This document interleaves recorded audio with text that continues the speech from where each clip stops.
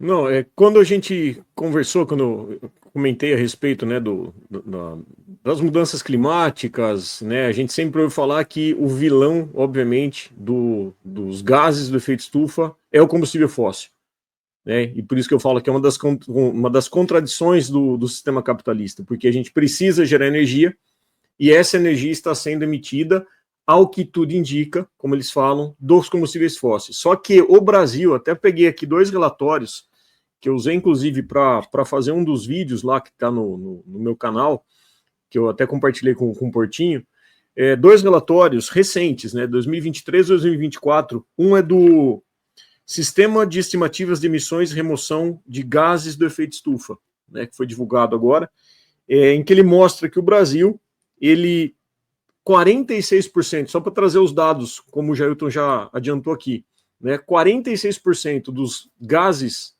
carbono, né, principalmente gás carbônico e metano, que tem, portanto, o carbono na sua constituição, não vem da queima de combustível fóssil no Brasil. 46% vem da atividade do agronegócio. Né, a gente está falando da agropecuária. Nós estamos falando dos latifúndios, esse mesmo latifúndio que é beneficiado pela política de exportação, né, que está encarecendo o preço do café, que está encarecendo o preço do ovo também, que é o responsável pelas mudanças climáticas que afetam, inclusive, a própria produção de comida no Brasil. Afeta o próprio agronegócio, basta a gente ver, vocês que são do Sul, aí, a safra de soja, que foi totalmente comprometida pela seca, né? No Centro-Oeste também, Goiás, Mato Grosso, perdão, também. Então a gente tem que entender um pouco isso. Eu confesso que quando eu ouço falar, né, na queima de combustível fóssil, enquanto biólogo, obviamente, a minha primeira impressão é não podemos mais usar a exploração de gás, de petróleo, de gás natural, de carvão mineral, né? Porque é uma coisa que fala mais alto, é mais latente na gente essa questão de preservar o ambiente. No entanto, nós não podemos ser radicais a esse ponto e chegar e falar assim, não podemos explorar. O Brasil não pode fazer isso. Óbvio que a gente gostaria que o mundo tivesse essa postura. E a gente sabe que não é isso que está acontecendo. E aí eu fui tentando pesquisar, tentando achar, né, mais informações para entender o motivo disso. Uma delas é exatamente a soberania nacional. E um outro dado que eu quero só para a gente começar esse bate-papo é que pelo segundo ano consecutivo, desde 2023, o consumo global de energia primária ele bateu recorde. E aí a gente está falando, obviamente, de energia gerada não apenas pelos combustíveis fósseis, né, o petróleo entrando nisso também, mas a biomassa, enfim, energia eólica, as energias de transição, que inclusive, acho que o Jailton pode falar bem melhor do que eu, obviamente, a Petrobras tem uma política de implementação disso, que vai precisar ser financiado, obviamente, e o Brasil, ele é o quarto país em consumo de energia renovável, principalmente a parte das hidrelétricas e energia solar. Então, 45% da nossa energia ela é renovável. Então, o que eu vejo, né, só para a gente começar com essas discussões, apesar de 87% da emissão de carbono hoje, ela está atrelada aos combustíveis fósseis, e isso a gente está falando combustível fóssil, petróleo, gás natural e carvão mineral, o Brasil ele não tem tanta responsabilidade nisso. E é isso que a gente vai precisar discutir. Porque se a gente não explorar e garantir essa soberania energética do Brasil, a gente vai estar cedendo isso principalmente para essas petroleiras particulares, privadas, né? E a maioria delas da Inglaterra e Estados Unidos, como já está acontecendo. Então, quando eu analiso essa questão, num primeiro momento, eu falo, não, nós não podemos mais queimar combustível fóssil, é óbvio. Só que isso num mundo perfeito. Só que enquanto nós temos os países que, inclusive, estão saindo dos acordos climáticos, que a gente está vendo tudo isso, a questão da exploração da margem equatorial pelo Brasil, pela Petrobras principalmente, que tem essa responsabilidade, ela é necessária, não apenas para garantir uma proteção ambiental significativa. Né? Inclusive, agora estão atendendo aos pedidos do IBAMA, e aí eu também tenho uma crítica à maneira como o IBAMA foi tratado naquela fala do Lula, né, porque quando o Lula fez aquela pressão inicial, eu entendi o que ele quis dizer, só que me remeteu aos tempos de quando o inelegível, futuro réu e futuro presidiário, começou a falar que vamos passar boiada, que vamos tirar o poder do IBAMA, né? Então, assim, acho que a gente precisa sentar e discutir. E sentar e discutir significa entender o processo, o que está por trás também dessa exploração. Então, esses dados aqui que a gente começa a trazer um pouquinho para a gente discutir, acho que reflete um pouco isso, né? O ponto principal que a gente deveria estar discutindo, obviamente, seria uma redução de consumo, de transição para uma energia mais sustentável, com certeza, mas a nível mundial. E o Brasil, se a gente realmente quiser abraçar essa causa, que é importante, essa pauta ambiental, em que a gente está vendo aí várias ONGs, inclusive, vários ambientalistas, vários colegas de profissão, como os outros biólogos que estão criticando, a gente tem que fazer a crítica a quem merece efetivamente, que é o agronegócio. Então, acho que esse é o ponto principal quando a gente fala na transição energética e na redução de emissão de gases causadores do efeito estufa. Os gases causadores do efeito estufa, Celso, são os dois principais. Tem os óxidos também, mas os dois principais é o gás carbônico, que é o da queima, por exemplo, de combustível, e também dos incêndios, dos desmatamentos, e o metano, que é o produto da fermentação que o gado tem, né? A famosa flatulência e o arroto dos gados. Porque eles têm bactérias, eles têm um estômago com 4 compartimentos, né? E aí você tem as bactérias que fermentam, porque nenhum animal consegue quebrar a celulose. E essas bactérias que fazem esse serviço, uma relação simbiótica que existe ali, e nesse processo da fermentação que elas utilizam como fonte de energia para elas, acaba liberando o metano. E o metano, se não me falha a memória, é coisa de 80 vezes mais retentor de calor do que o próprio gás carbônico, né? Então, aí você associa o desmatamento associado para os latifúndios, e aí quando você desmata, você incendeia, e aí, por exemplo, uma árvore que tem 50 anos, você passa lá o correntão, né, que é o procedimento que eles usam. Durante 50 anos, essa árvore capturou todo o carbono da atmosfera, para ela formar a matéria orgânica, que é a glicose. E aí, nesse período que você desmatou e você está incendiando, você está liberando de uma vez só nessa queimada os 50 anos de fixação do carbono. Então, para a gente ter uma ideia, o Brasil hoje, ele é o quarto maior emissor, sexto maior emissor de carbono no planeta. E se ele conseguisse, que é um dos objetivos do governo Lula, inclusive, zerar a taxa de desmatamento dos incêndios criminosos, a gente cairia lá para 15º, 16º. Né? Ou seja, é mais um dado que mostra que não são os combustíveis fósseis o vilão no Brasil. Pois né?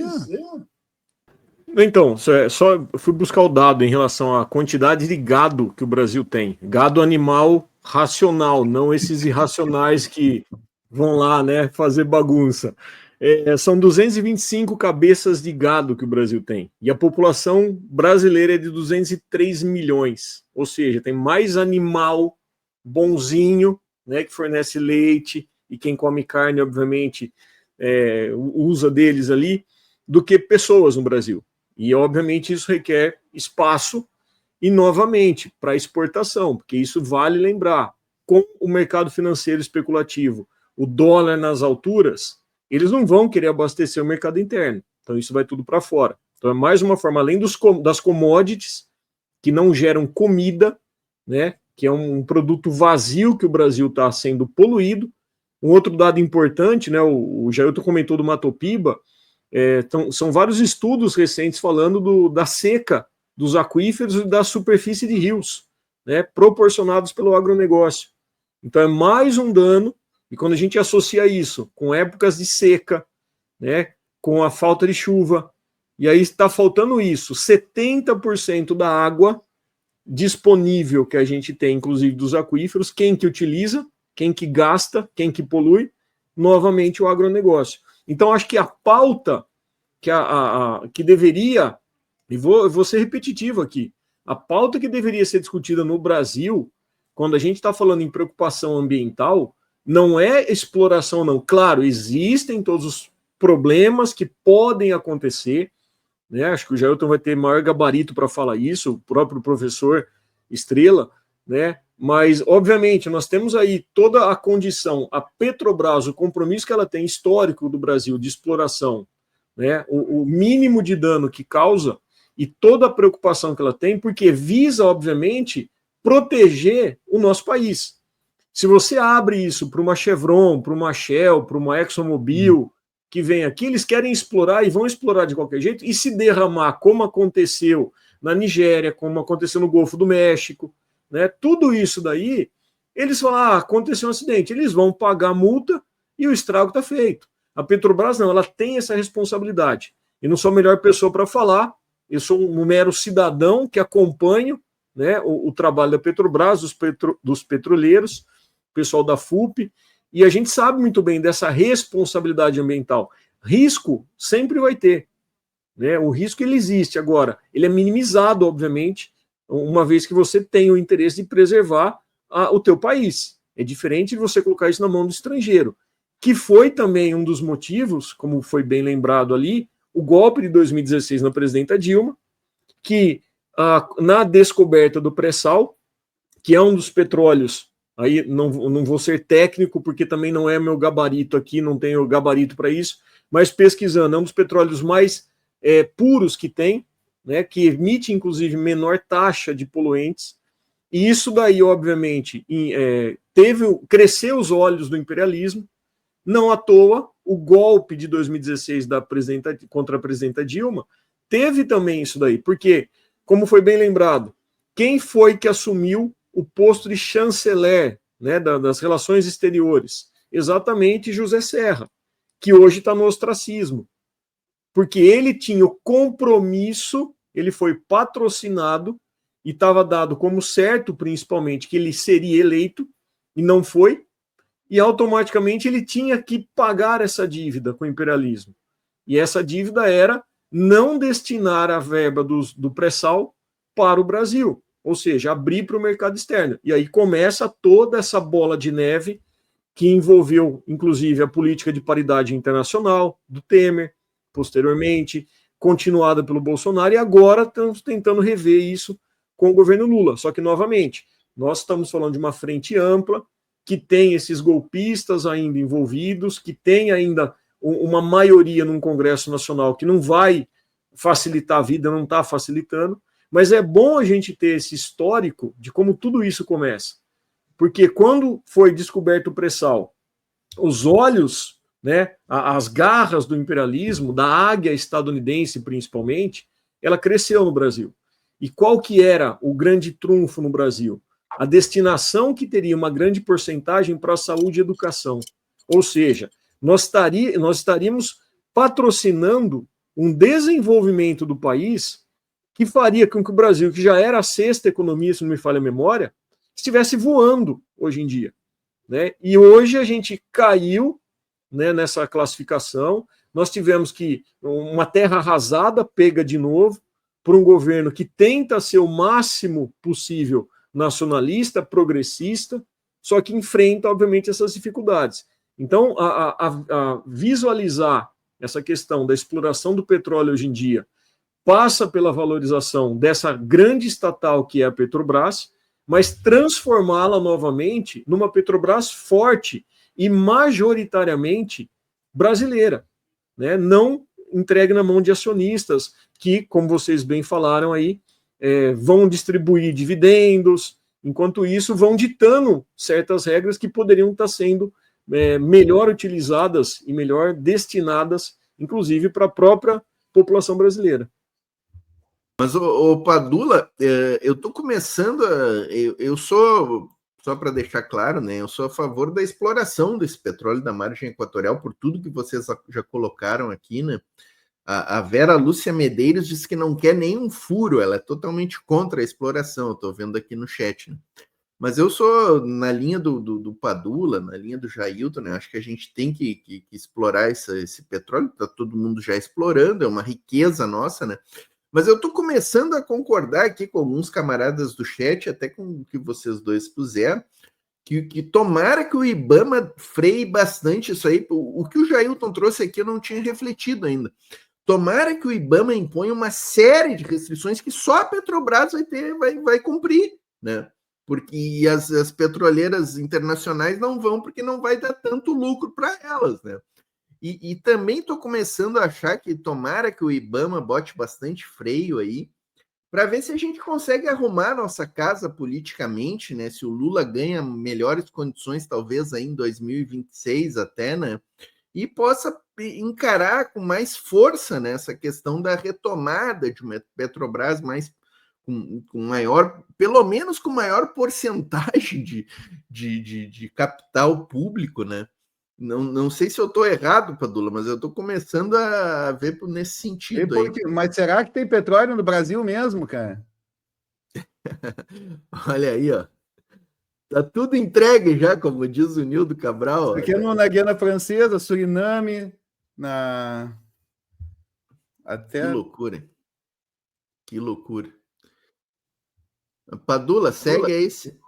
Então, eu acredito assim, primeira coisa, a gente, obviamente, novamente falando, né, enquanto biólogo, enquanto ambientalista, o nosso desejo é que nenhum novo poço fosse efetivamente perfurado, mas isso falando para o mundo todo.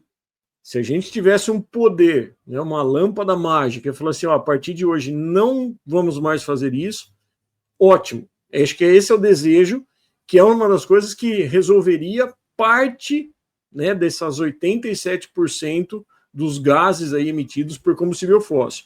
Agora, pensando Brasil, falo novamente, o grande problema no Brasil é efetivamente, falando em emissão de gases do efeito estufa, causadores de mudanças climáticas, essas ondas de calor cada vez mais constantes, mais intensas, que causam essas catástrofes climáticas aí, enchentes, secas, né, com essas dicotomias, inclusive, é o agronegócio. Então, acho que esse é um primeiro ponto que a gente tem que reforçar e trazer e levar para o debate. Só que é óbvio, você não vê ninguém pressionando o Fávaro, o ministro da Agricultura, para acabar com os latifúndios, para fazer a transição agroecológica, que é uma das coisas que a gente está ouvindo falar há muito tempo.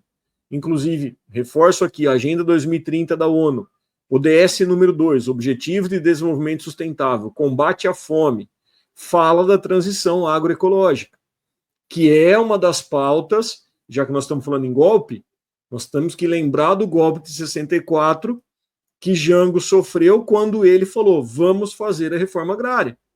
É sempre importante a gente lembrar isso.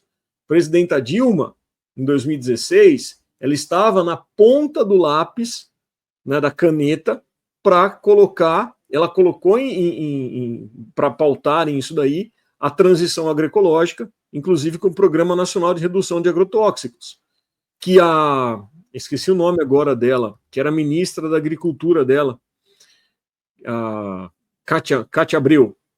A Cátia Abreu, ela não aceitou. O que aconteceu? Associado com o processo da reindustrialização, que assim como o Jango propôs, a Dilma estava propondo, veio que a tal da farsa jato, vieram todas aquelas denúncias, né, infundadas, que depois que o estrago foi feito, provou que não tinha validade nenhuma, que era tudo uma grande, como eles dizem, grandes factoides.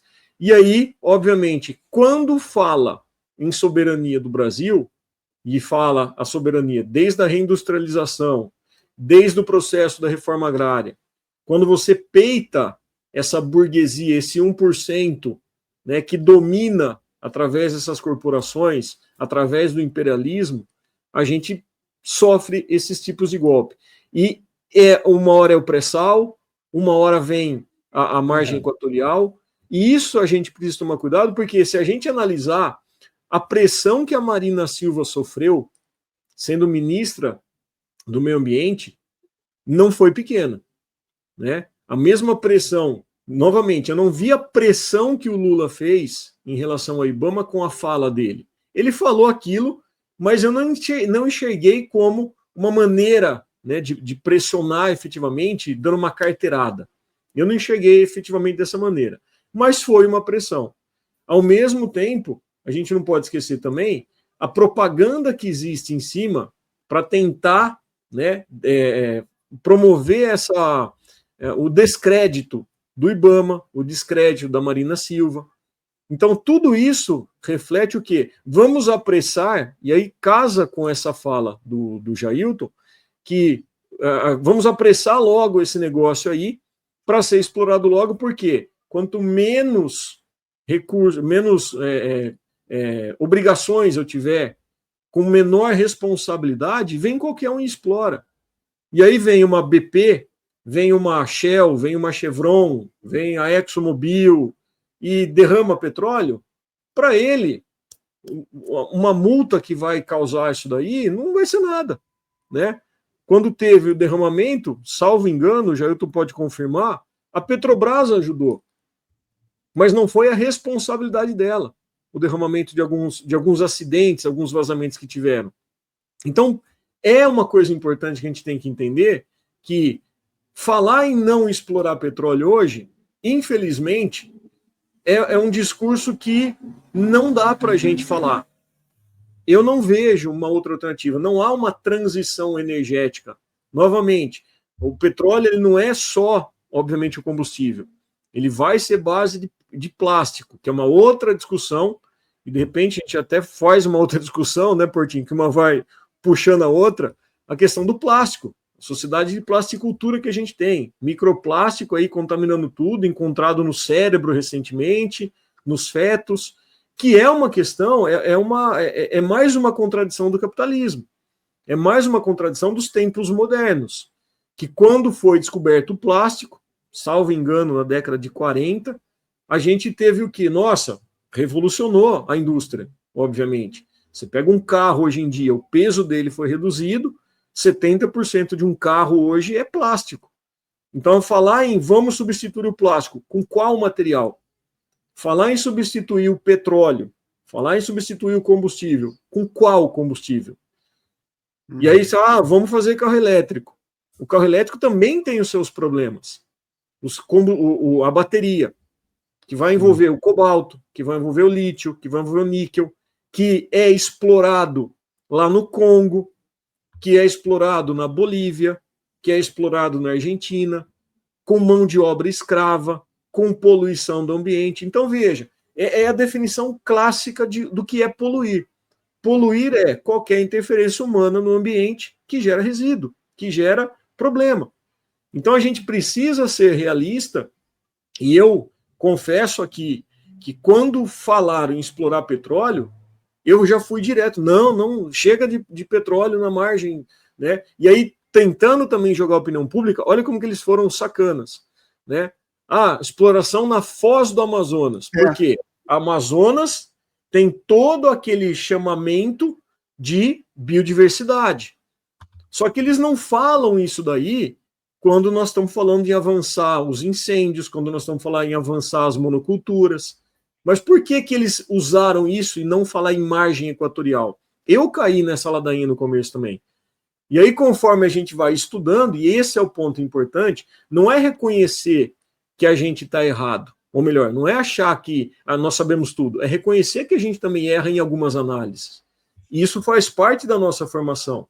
E entender o processo, entender o que está por trás disso tudo, né, a contribuição que a gente tem que ter, e pensar nos 3 pilares que a gente sempre fala, né, de sustentabilidade, não apenas a questão ambiental, que é importantíssima, sem dúvida nenhuma, mas na questão social e principalmente também na questão econômica. Né? Porque se a gente não pensar nesse tripé, eu sempre falo para os alunos isso, falar em sustentabilidade é uma mesa com 3 pernas. Se você tira uma delas, ela vai cair. Então a gente precisa analisar isso. E se eu priorizar apenas a questão ambiental, de novo, não estou menosprezando a questão ambiental.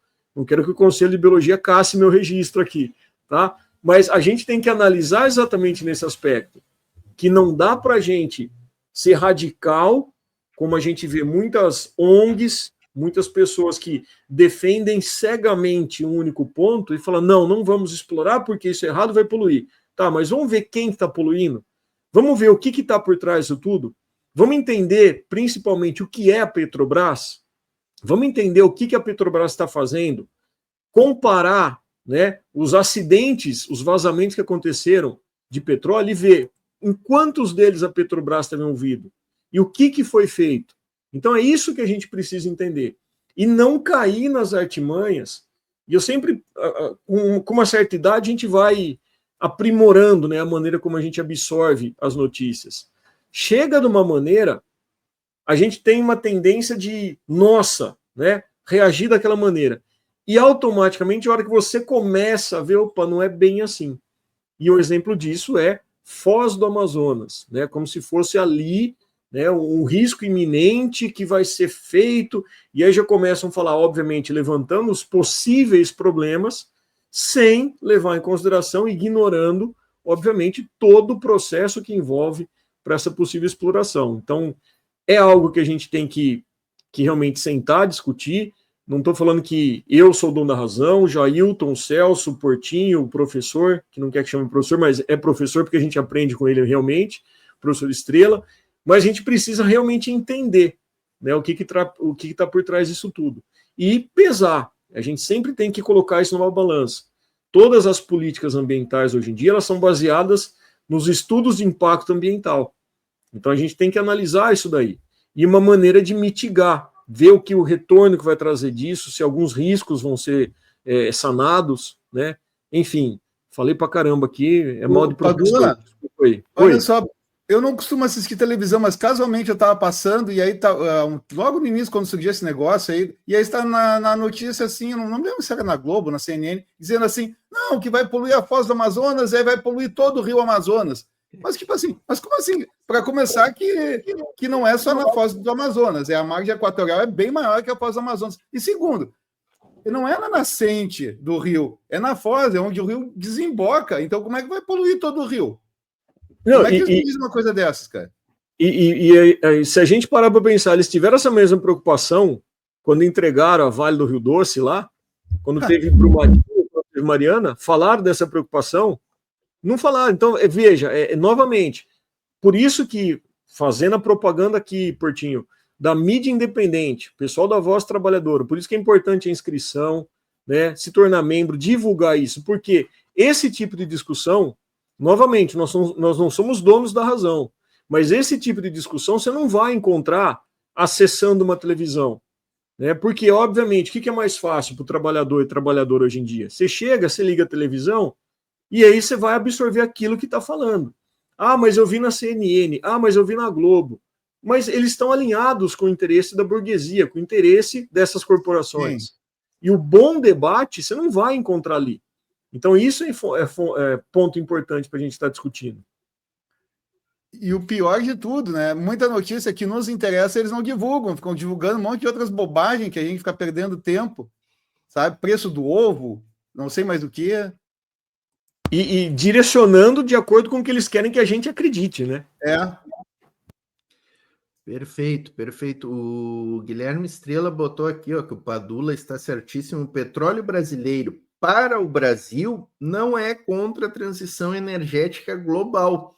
O que é contra a transição energética global é o petróleo brasileiro exportado para os países que efetiva e historicamente contribui com o aquecimento global, né? Muito interessante essa reflexão, esse raciocínio aqui do Guilherme Estrela, né?